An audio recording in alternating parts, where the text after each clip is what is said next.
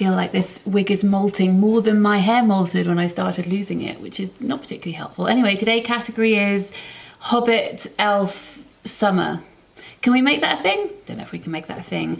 I am feeling at the moment slightly incapable of sitting down and just filming a haul for you. I mean, I can do that. It's what I'm doing right now. But I really enjoy mashing together content. So today what I want to do is, yes, I'm going to sit down here and talk to you about this pile of books, which I feel like I have to hold up to demonstrate this pile of books. I'm going to talk to you about these. A lot of these are new releases. In fact, nearly all of these are new releases, so I'm going to talk to you about them, but then I would like to make some ravioli for lunch, like from scratch. So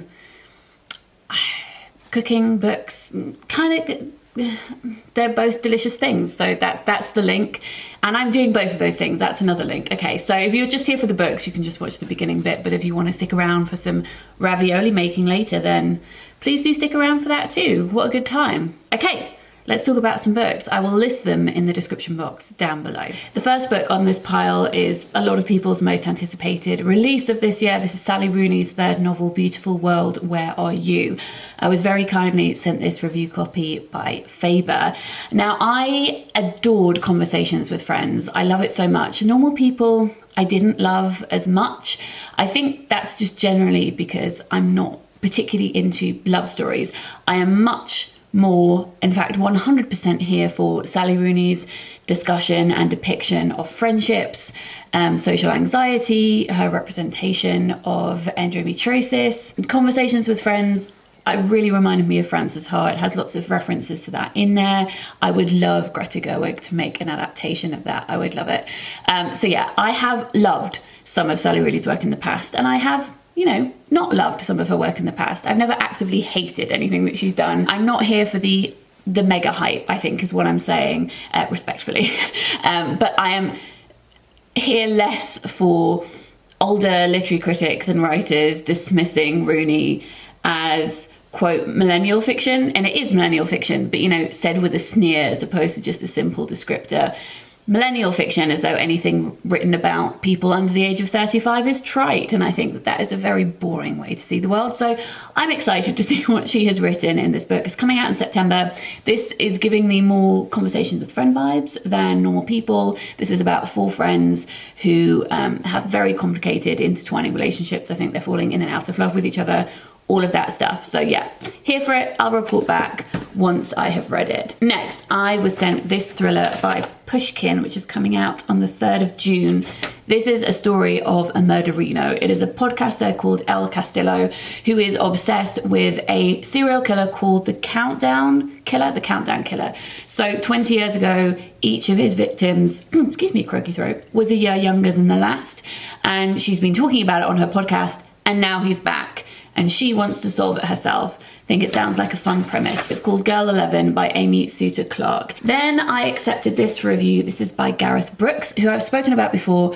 I really enjoyed his graphic novel, which was called The Black Project. And this is a new one called The Dancing Plague. I've spoken about the Dancing Plagues of 1518, yes, 1518, which was the basis for the Red Shoes fairy tale. And I've read non-fiction books about that before, where people danced in the street until they died in Strasbourg. And it happened in various other places across Europe, not just in 1518, but at various different points. And scientists and historians struggle to work out why that happened. I love what Gareth has done here because a lot of the pages are done in thread, which I think is really, really cool. Next, I was sent this for review by Comma Press. This is one of their City in Short fiction books. So they have books from writers from a specific area writing short fiction. So they have the Book of Newcastle, the Book of Tehran, the Book of Shanghai, and this is the book of Ramallah in Palestine. I'm definitely going to be reading this book this month, and I will also link resources in the description box down below if you would like to go and learn more about Palestine and what's going on at the moment. And yeah, big love to everybody. Next, I bought a copy of Too Late to Die Young by Harriet McBryde Johnson. Her piece was my favourite piece in Disability Visibility along with Ariel Henley. Hers was the first essay in the collection talking about eugenics and her giving a talk alongside another man a professor who believes that she should never have been born. Horrific. And I want desperately to read more by her, so I've picked this up. It says, witty and highly unconventional memoir opening with a lyrical meditation on death and ending with a bold and unsentimental sermon on pleasure. Another non-fiction book that I would have bought, but I have been sent a review copy. This is Small Bodies of Water by Nina Minya Powles. If you've been here for the past 6 months, you will have seen that I have inhaled her previous books, which I first encountered her in the anthology At the Pond, which is about swimming in the Hampstead Ladies Pond. And then I also read her collection Magnolia, as well as her non-fiction book Tiny Moons. So this, I think, is going to be an extension of her piece in the At the Pond anthology, which was about swimming. And I think this also discusses chronic pain as well. So memoir through swimming and water. I just think that sounds amazing. And this is coming out in August. I have 3 poetry collections here, which I'm really looking forward to reading. This is Stone Fruit by Rebecca Perry.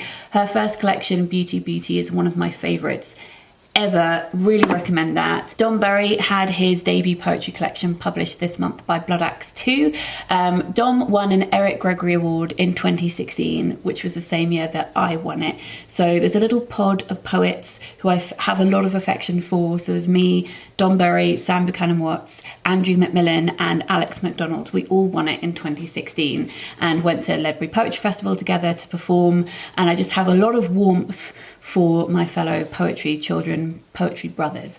And I'm super excited that he's now published by Blood Axe as well, because I'm also published by them, and I can't wait to read that. And then finally from Blood Axe, I was also sent, I have another stack of books here, but for the 3 poetry collections, finally, I was sent Low by Chrissy Williams, which is her latest collection, and I love her previous books too. I will list these 3 books and link them in the description box down below if you would like to go and read some sample poems to see if you might like to read them yourself, and obviously I'll review and talk about them once I have read them.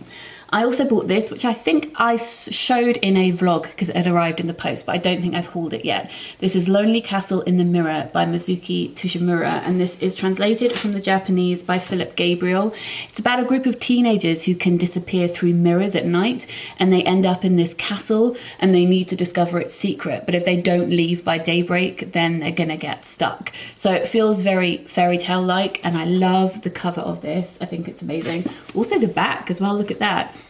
In another world, we were already friends, so I am no longer alone. I bought this collection, which is actually also published by Blood Axe. This is When I Grow Up, I Want to Be a List of Further Possibilities by Chen.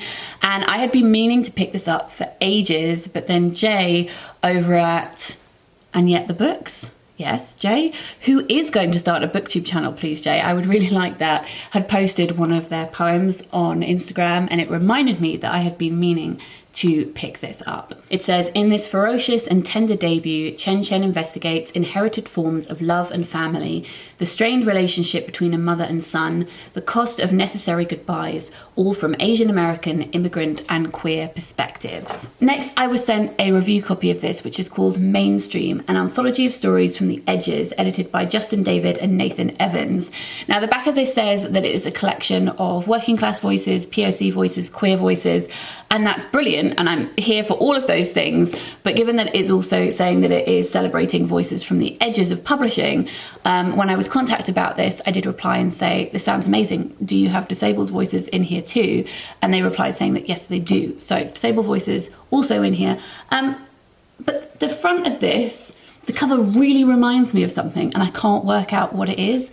I don't know if it's a film poster. I don't know. Is anyone else getting that vibe? It feels like it's on the tip of my tongue and I can't place it. Does it remind you of something? Let me know. Then I bought 2 books from the Women's Prize long list, and one of them is on the shortlist this year. These were the ones that appealed to me the most out of the ones that I hadn't already read. So this is Detransition Baby by Torrey Peters. I don't think you need me to read the blurb of this to you because this has been everywhere. And I am reading this for my In Real Life book club next month. I say in real life, but obviously it's not in person, but it's not an online thing. It is with offline friends, but online. The times that we live in, hey. And I also bought Transcendent Kingdom by Gyasi, and I've heard amazing things about this. It is about science and religion, and I think it is slower pace than Homegoing, which is her debut, so it gives more space to expanding on ideas, which I'm really excited to read because I thought her writing in that book was fantastic, and I've heard that this is even better. I was also sent Sanne's book. This is the book club why can't I speak today? The book club journal. Sanne has a booktube channel over at Books&Quills, and we're friends. We've known each other for a long time, and I'm super thrilled that this book of hers is out now. So this is a journal where you can record your thoughts for your book club, or you can record your private thoughts just, you know, as a log of what you've been reading. So there is space to record what format you're reading in, any key points, the settings, any questions you might like to ask at your book club. And then there's also suggested reading lists at the back and information at the front on how you might like to think about running a book club. So very pleased for Sanne. And then finally, I bought a copy of Circus of Wonders. I already own this book in proof form, but I wanted a final copy, so I purchased. I have received so many messages about this book asking if I know that it exists, will I be reading it, if I had read it already, would I share my thoughts on the representation of disfigurement and disability. So my answer to all those questions is I have already read this book. So Elizabeth Macneal is the author of The Doll Factory, which came out a few years ago. She's also an amazing potter. And last year she hired me to be the sensitivity reader for this book because it is a book set at a freak show and it has lots of people in here with disabilities and disfigurements. And I have lots of general thoughts surrounding sensitivity reading, which is probably for another time. But when you're working with someone who wants a sensitivity reader and is really invested in getting things right, wants to learn, wants to listen, that's amazing. And I am all for that. I suppose, in short, my view on sensitivity reading as a whole is that sometimes publishers will use it as we did get a sensitivity reader, but it's always quite late in the day and they don't always implement feedback. It's just almost like a placeholder or a defense mechanism. If they get bad feedback on the representation, they can say, well, we had a sensitivity reader, and not add any more context to that. Again, probably a discussion for another time, but my experience of being a sensitivity reader for Elizabeth was fantastic. And so I talked to her about the history of the freak show and getting inside the characters' heads and how they may feel regarding their disabilities and disfigurements at different points in the story, how they may react, as well as some medical stuff and representation of disfigurement and disability in literature as a whole. So that was really wonderful. This book is fantastic. I'd very much recommend it. There are lots of Jane Eyre vibes in here, as well as it being a book about the freak show. You can tell that Elizabeth loves The Crimson Petal and the White by Michelle Faber as well. I did already know that before reading this book, but I think I would have guessed that after reading this book too, because that's very much present in tone, and I love that too. So yeah, this came out last week. Would recommend. So those are all the books that I wanted to talk to you about today. Let's go into the kitchen and make some ravioli. I have really been enjoying making pasta recently. Last year I did a live cook along where you could make pasta with me. I'll link that in the description box down below. Mr. M has since bought me a pasta machine. You absolutely do not need one of those. You can just use a rolling pin or an old wine bottle to roll out your pasta. But having this machine has really helped me with arthritis for making pasta, and it's made it much more enjoyable. So I'm going to make some ravioli. The pasta recipe that I use is 310 grams of flour. You can just use plain white flour, but Mr. M got excited the other week and he bought some 00 and semolina flour, so I'm using a mixture of both of those. So 310 grams of flour on a clean desktop, then you make a well and add in 4 eggs, a pinch of salt, a slug of olive oil, whisk it all together and then make a dough, and then you just roll it out as flat as you can using flour to make sure that it stays dry. But instead of rolling, I'm going to be using the pasta machine. I'm currently roasting some sweet potatoes, which I'm going to mash up with some cooked onion, some stock, what else? Some garlic. obviously garlic, and that's going to be my filling, which I'll put inside the ravioli. And then on top of that, I'm going to fry some sage leaves in butter and then put that on top of the pasta once it's cooked. You only need to cook the ravioli for a couple of minutes. It cooks really, really fast. So yeah, not the healthiest lunch, but you know, whatever, who cares? Let's go make it. Join me.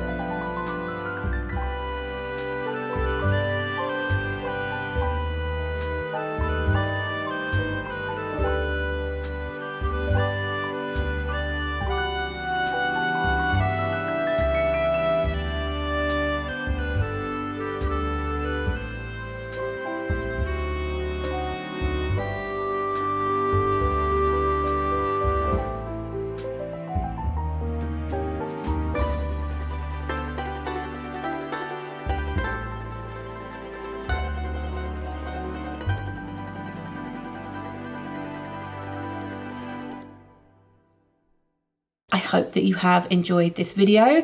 I will list, as I said, all of the books that I mentioned previously in the description box down below. Let me know what you've been reading recently and what you've been cooking recently, because I would like to know that. I will see you all on Thursday for another video, and sending lots of love. Bye.